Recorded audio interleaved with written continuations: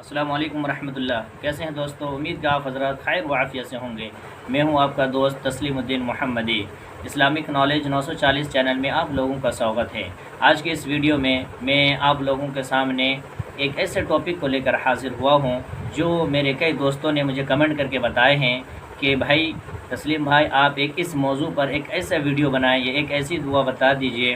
وہ کون سی دعا ہے۔ میرے کئی دوستوں نے، میرے کئی بھائیوں نے مجھے یہ کمنٹ کر کے بتائے ہیں کہ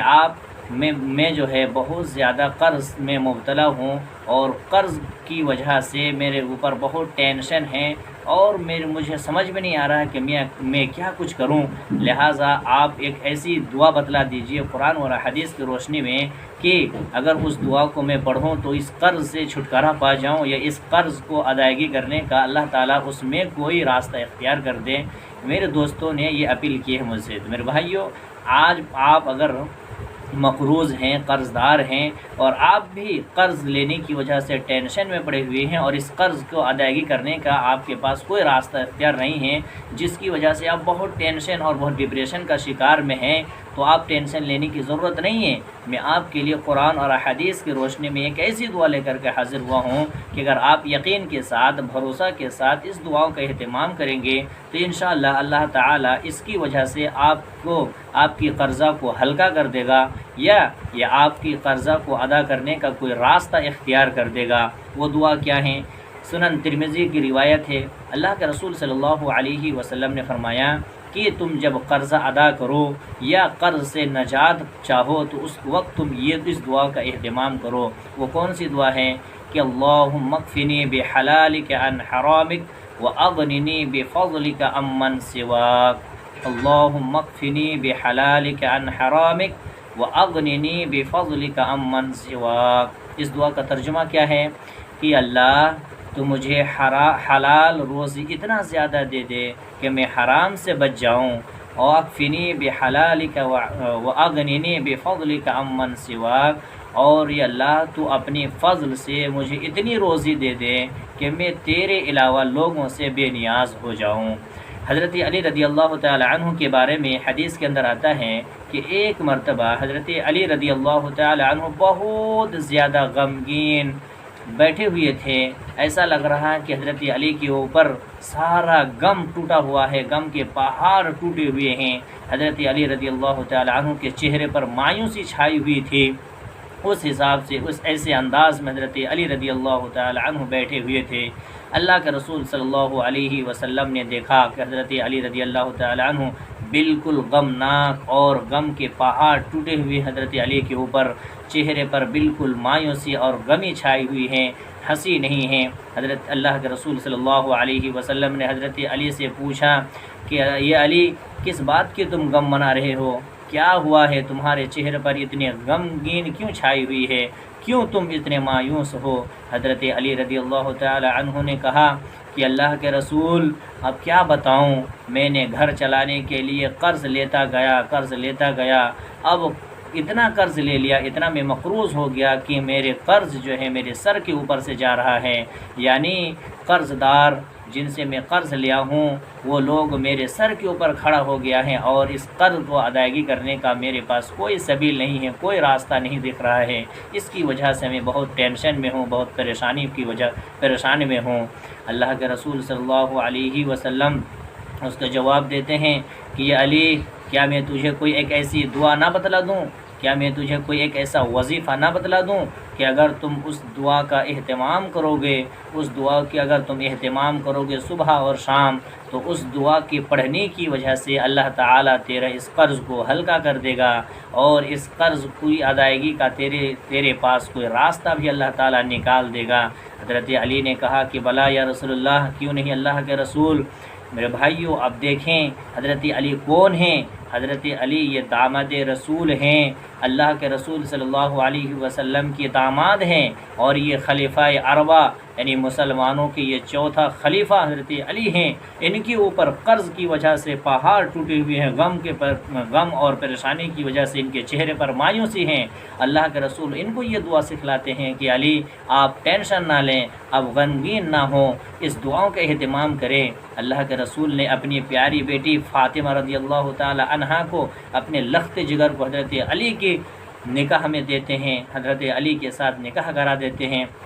اس علی کی یہ پریشانی ہے کہ اتنا قرض دار ہو گیا ہے، اتنا مقروض ہو گئے ہیں گھر چلانے کی وجہ سے کہ اب اس قرض کو ادائیگی کرنے کے لیے اس کے پاس کوئی راستہ نہیں ہے، جس کی وجہ سے پریشانی میں غمگین میں بیٹھے ہوئے ہیں۔ اللہ کے رسول نے اپنے داماد حضرت علی رضی اللہ تعالی عنہ کو یہ وظیفہ بتاتے ہیں، یہ دعا سکھلاتے ہیں کہ اس دعا کا اہتمام کرو صبح اور شام، انشاءاللہ اللہ تعالیٰ اس دعا کی بدولت، اس دعا کے نتیجے میں اللہ تبارک و تعالیٰ تیری اس غم کو دور کر دے گا، تیرے قرض کو سر سے ہلکا کر دے گا، اس قرض کی ادائیگی کے لیے تیرے پاس کوئی دوسرا راستہ اللہ تعالیٰ اختیار کر دے گا۔ حضرت علی رضی اللہ تعالیٰ عنہ کہتے اللہ کے رسول وہ دعا ضرور بتلائیے کہ جس کو میں پڑھوں اور پڑھ کر کے اللہ تعالیٰ میرا اس قرض سے ہلکا کر دے، میرے سر سے یہ قرضہ ہلکا ہو جائے۔ اللہ کے رسول صلی اللہ علیہ وسلم نے فرمایا علی تم صبح اور شام روزانہ اس دعا کا اہتمام کرو کہ اللہم اکفنی بحلالک عن حرامک واغننی بفضلک عمن سواک،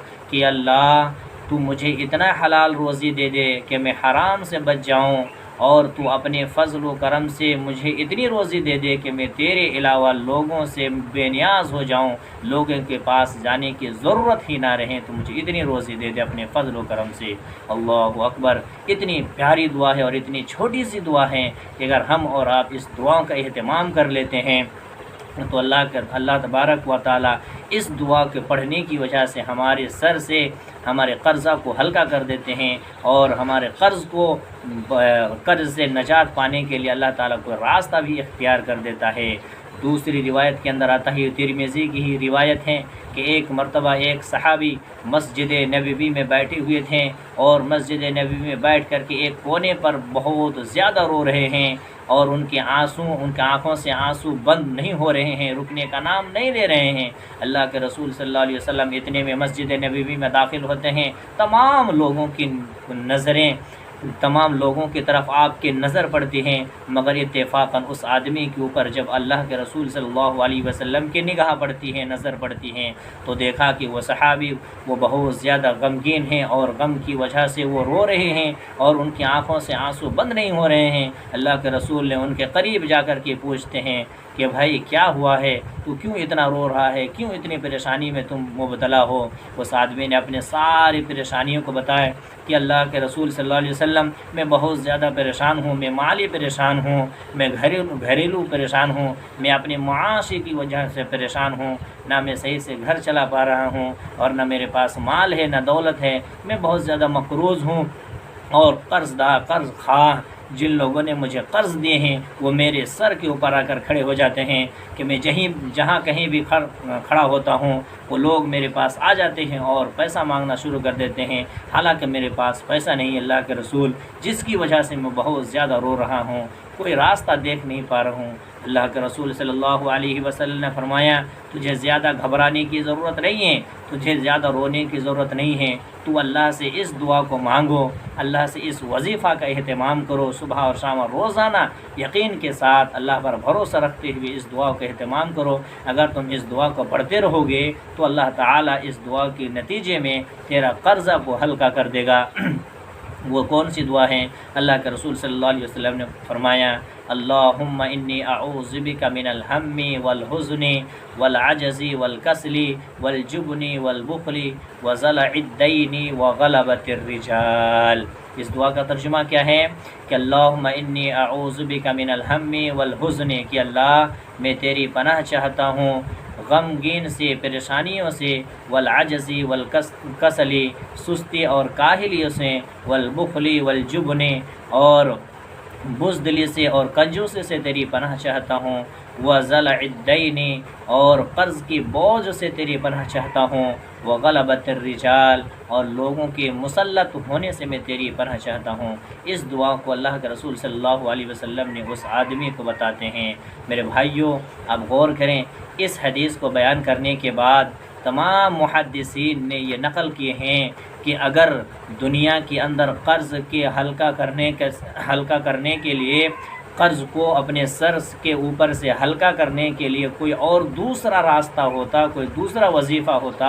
تو اللہ کے رسول ضرور اپنے داماد حضرت علی رضی اللہ تعالیٰ عنہ کو بتلاتے کہ یہ اس کا راستہ ہے، مگر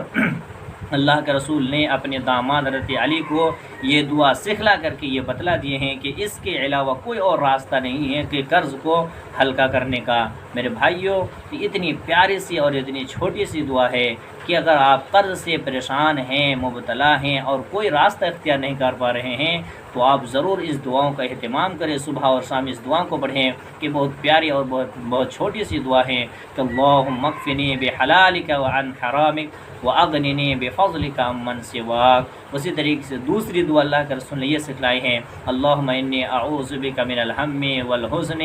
والعجز والکسل والبخل والجبن وضلع الدین وغلبۃ الرجال۔ ان دعاؤں کو آپ اہتمام کریں، انشاءاللہ آپ کا قرضہ آپ کے سر سے ہلکا ہو جائے گا، یا اللہ تعالیٰ آپ کے قرضہ کو آسان کر دے گا۔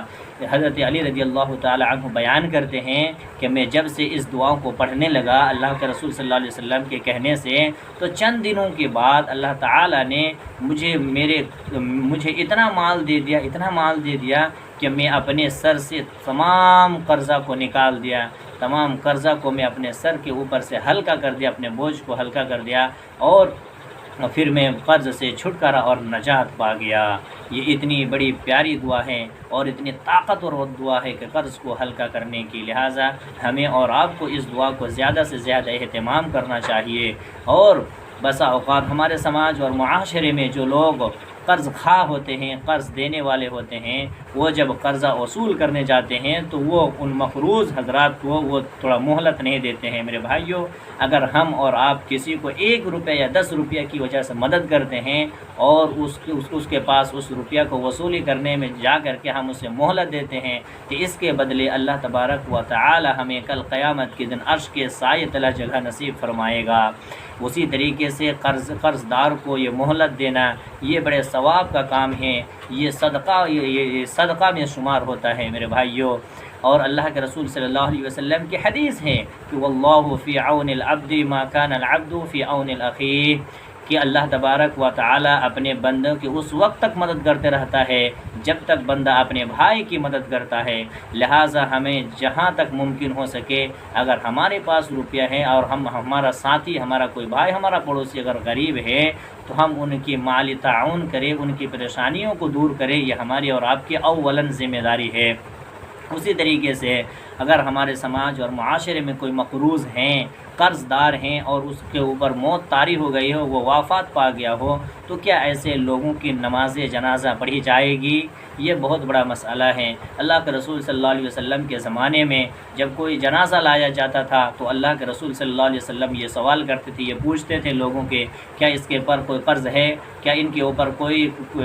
کوئی قرض ہے؟ کیا ان سے کوئی پیسہ پائے گا یا کوئی اور چیز ان کے پاس کوئی ہے؟ اگر معلوم کرنے کے بعد یہ پتہ چلتا کہ یہ مقروض ہیں، ان کے اوپر قرض ہے اور ان کی قرض ادائیگی کرنے کا کوئی راستہ یا کوئی اس کے وارثین جب تک تیار نہ ہو جاتے کہ ہم ان کے قرض کو اپنے سر کے اوپر لے رہے ہیں اور ہم ادا کریں گے، تب تک اللہ کے رسول صلی اللہ علیہ وسلم ان کے نماز جنازہ نہیں پڑھاتے تھے، اللہ کے رسول ہٹ جاتے تھے۔ تو معلوم یہ ہوا قرض دار قرض کھا کر کے اگر مرتا ہے تو اللہ کے رسول کتنے ناراض ہوتے تھے کہ اللہ کے رسول ان کے جنازہ نہیں پڑھانے جاتے تھے، ان کے جنازہ سے ہٹ جاتے تھے، کہتے کہ تم لوگ پڑھ لو، ہم نہیں پڑھائیں گے۔ معلوم یہ ہوا کہ مقروض کی جنازہ تو جائز ہے، پڑھی جا سکتی ہے، مگر اولاً ذمہ داری یہ ہے کہ ہمارے یہاں اگر کوئی میت ہو تو ہماری اور آپ کی ذمہ داری یہ ہے کہ ہم اس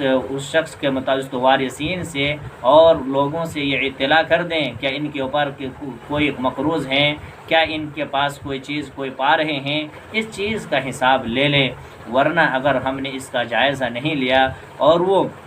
چپکے سے وہ مقروض ہو کر کے وہ انتقال کر کے دفن کر دیے تو پھر اس کے بدلے میں کل قیامت کے دن سے نیکیاں دینا پڑے گا میرے بھائیوں۔ لہٰذا ضرورت اس بات کی ہے کہ ہم بھی اپنے سماج میں، اپنے معاشرے میں اس طریقے سے ایک دینی اور ایک اچھا ماحول پیدا کرے، ایک اسلامی ماحول پیدا کرے تاکہ ہمارا سماج، ہمارا معاشرہ ایک اچھا سماج اور ایک اچھا معاشرہ بنے۔ اللہ تعالیٰ سے دعا ہے کہ اللہ تعالیٰ ہم تمام مسلمانوں کی پریشانیوں کو دور کریں۔ اللہ جتنے بھی لوگ قرض سے ڈوبے ہوئے ہیں، قرض کی وجہ سے وہ پریشان ہیں، اللہ تمام لوگوں کی پریشانیوں کو دور فرمائیں۔ اللہ ہمیں زیادہ سے زیادہ اس دعاؤں کے اہتمام کرنے کی توفیق دے۔ اللہم اکفنی بحلالک عن حرامک واغننی بفضلک عمن سواک۔ اللہم انی اعوذ بک من الہم والحزن